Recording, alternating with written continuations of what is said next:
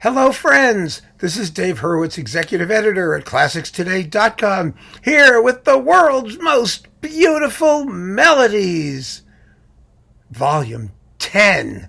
Yes, we've done 10 talks, and as I said, now that we've gotten to 10, we'll probably slow it down a bit because that's a lot of stuff to watch and a lot of melodies to listen to, but we are not quitting. So if anybody sees these and you have a selection for the world's most beautiful melody, send it in. Keep them coming because we'll still do more. And besides, if you're watching this video in the year, 2375, then nothing that I say now is going to make any difference because you'll have the other 475 of them that came after this, right?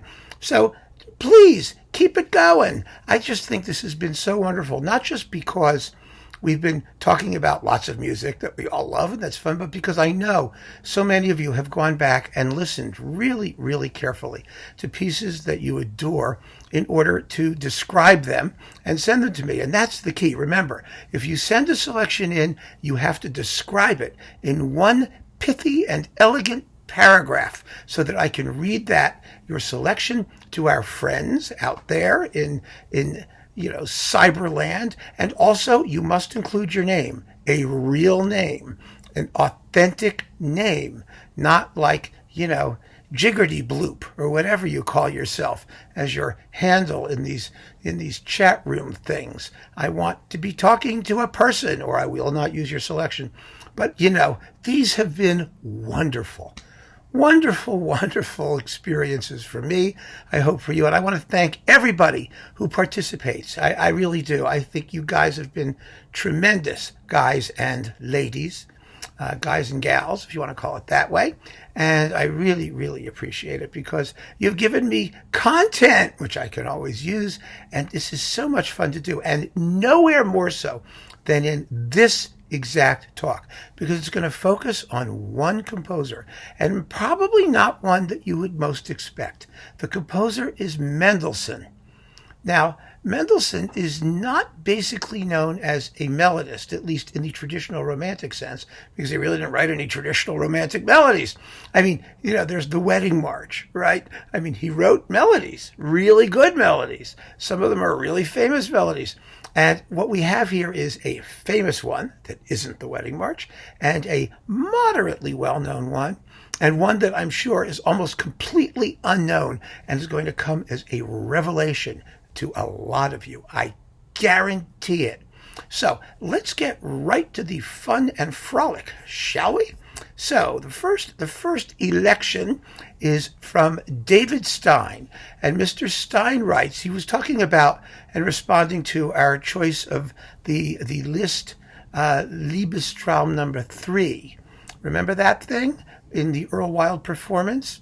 And he wrote, I love Liszt and I applaud this selection and Earl Wild's superb performance.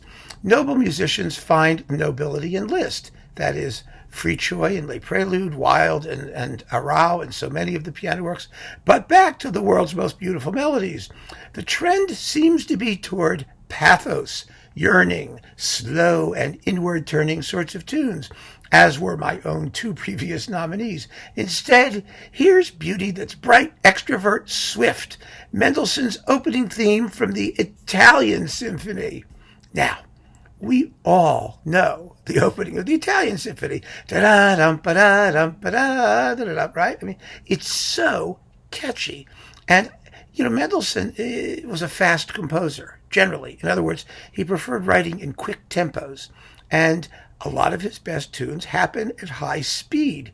And so there's no reason why the greatest melodies in the world can't be quick ones. And I'm so grateful to Mr. Stein for pointing that out and making this suggestion.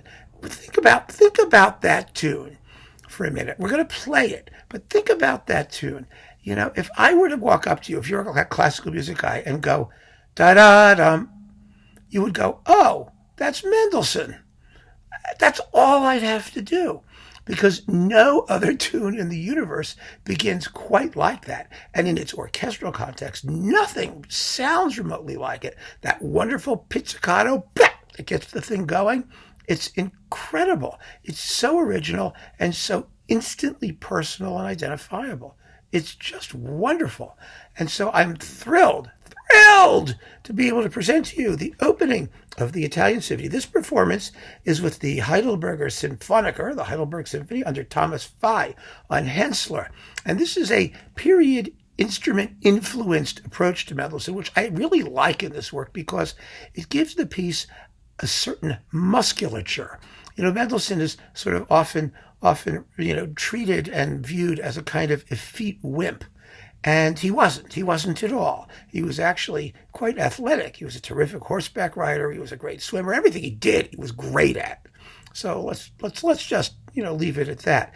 And this performance of the Italian Symphony has a lot of musculature. It's a virile performance that's quite marvelous, and I will play you basically the opening theme up to the second subject.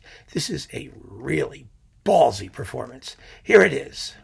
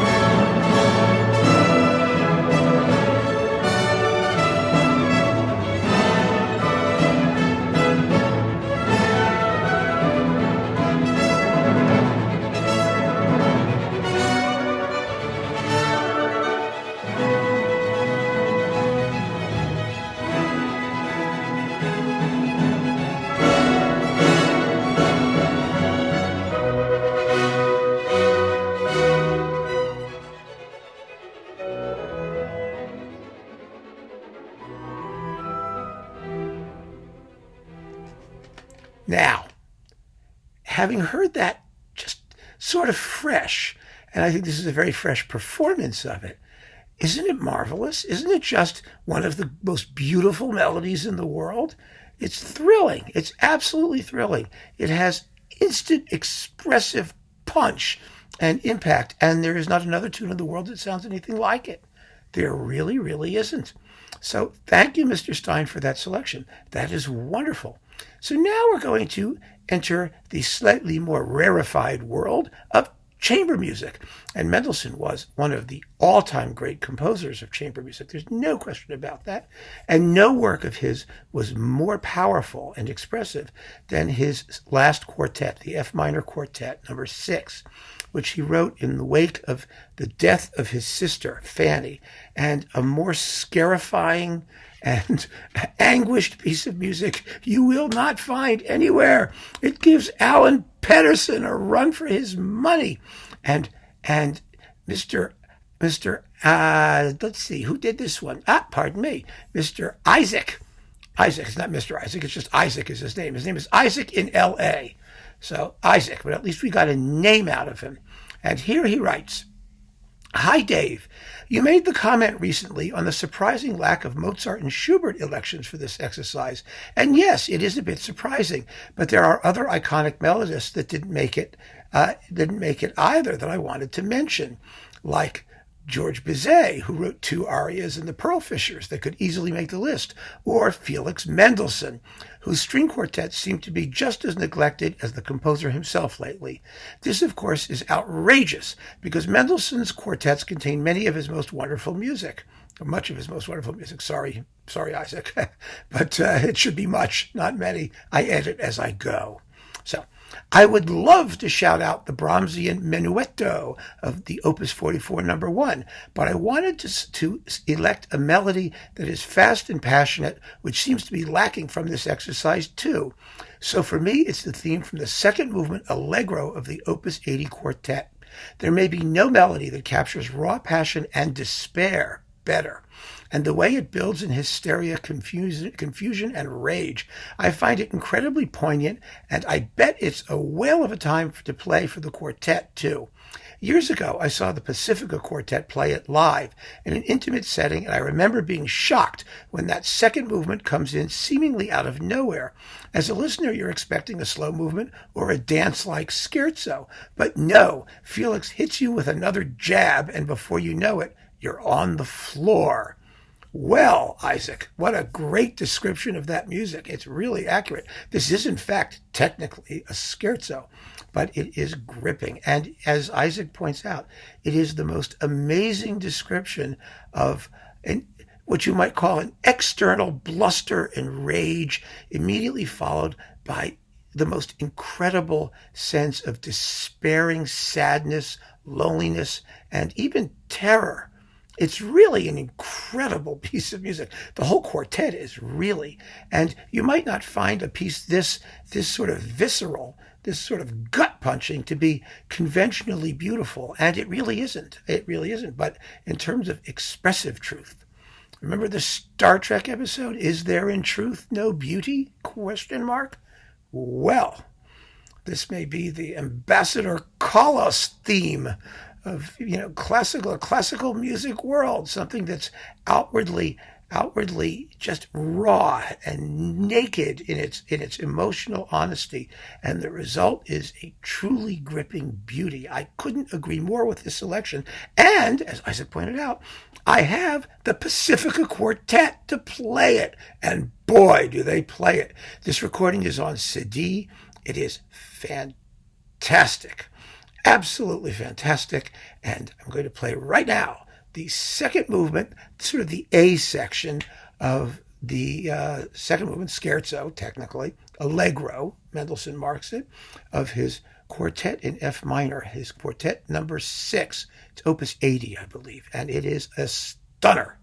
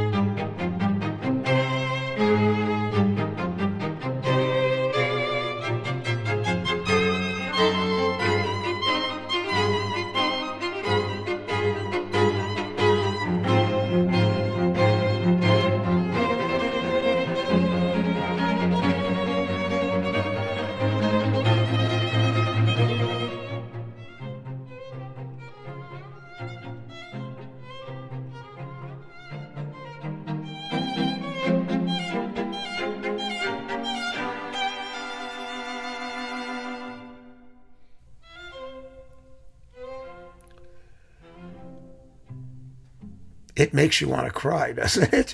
There's that wonderful, there's so much fury immediately opposed by just the deepest, darkest pathos. It's really, really special music. And how many people give Mendelssohn credit for writing music of that kind of expressive intensity? I mean, he doesn't get any credit at all. Let's face it. He really doesn't. As I said, people sort of treat him as this Victorian dandy, a gentleman, a wimp, somebody who wrote very pretty music, very polished music, which it really was, but someone who never really cuts to the bone. Well, he does. He definitely does. And nowhere more so than in the quartet in F minor. And if you don't know that quartet, you really should listen to that quartet. I include a track from it, by the way, in my book on Mendelssohn, which came out about 2 years because of COVID. But yes, I wrote a book about Mendelssohn, and I talk about some of these things. And there are all kinds of fantastic surprises waiting for you. So do have a look at the book if you get a chance. I shamelessly plug it. Now, last but not least, listen to this. This is really marvelous. Here's something that probably none of us know. I didn't even know it, and I wrote the book. Seriously, this was a real find until I wrote the book and actually listened to all this stuff. I was amazed, and seeing this come in was one of the happiest experiences of my video career. I am not kidding. This one comes from Andreas Lauritsen, and he writes, my pick for the world's most beautiful melodies is Mendelssohn's Motet, Herr, nun lässest du deinen Diener in Frieden fahren. Whoa, is that a tongue twister? I can't believe I did that. I think I did it right. Herr, nun lässest du deinen Diener in Frieden fahren. Yes, I did do it right. Wow, which means, hey, God, now let your servants go in peace. That's so much easier to say in English. Wow. Anyway, Mr. Lauritsen writes, I once tried to join a classical choir, not that long ago, actually, and the tune we had to sing was this one.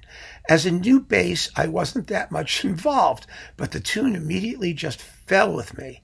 Being a cappella and with a sorrowful vein, it just grips you, and you have to go through all the other motets by Mendelssohn. They're equally good, only to wonder how much good music is out there when such a small, totally unknown, but wonderful tune can get to you. In the end, I didn't get the choir place, but I got this wonderful tune in my heart that I'm now sharing with you as the most beautiful melody in the world. And that, Mr. Lauritsen, is an absolutely beautiful statement, and I think just a testament to what this entire exercise has been, what the point of it is, to find these tunes, some of them hidden in music that nobody sings and nobody really cares about, but they're there. And it's a joy, an incredible joy to discover them. And we all owe Mr. Lauritsen a great debt of thanks for mentioning that. And we're going to hear it on the Carus label. This is a set of the complete Mendelssohn sacred choral works with the Kammerchor Stuttgart, which is a fabulous choral ensemble under Frieder Bernius, who is a wonderful conductor of this repertoire. He's made so many fine recordings for Carus. We'll talk about more of them.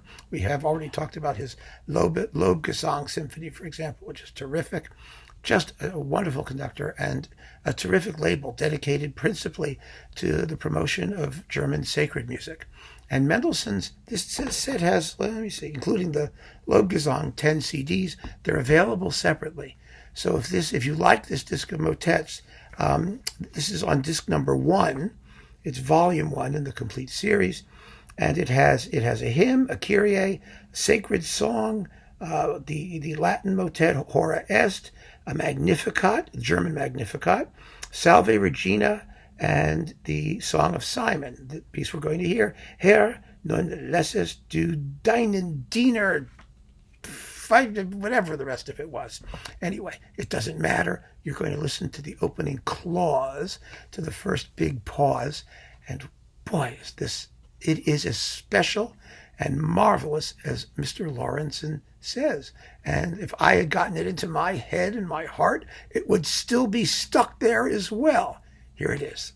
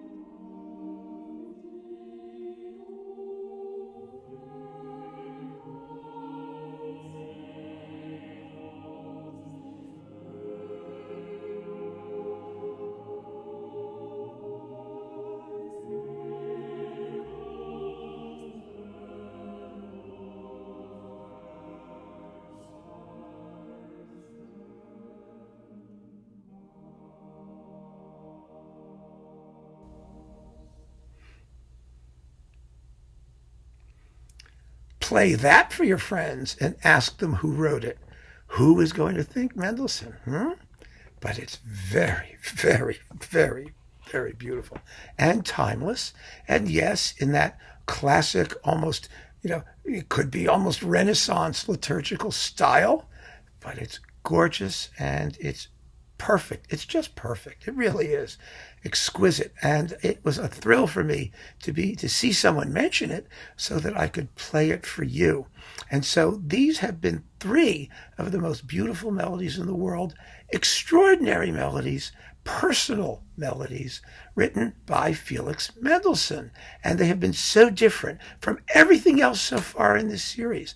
I think that too goes to only emphasize just how special and personal and unique an artist Mendelssohn was. He had his own vocabulary, his own means of expression, and he used it to create some of the most beautiful melodies in the world. So keep on listening, folks. Thank you so much for joining me. Keep the suggestions coming, and I'll see you next time. Take care and all the best.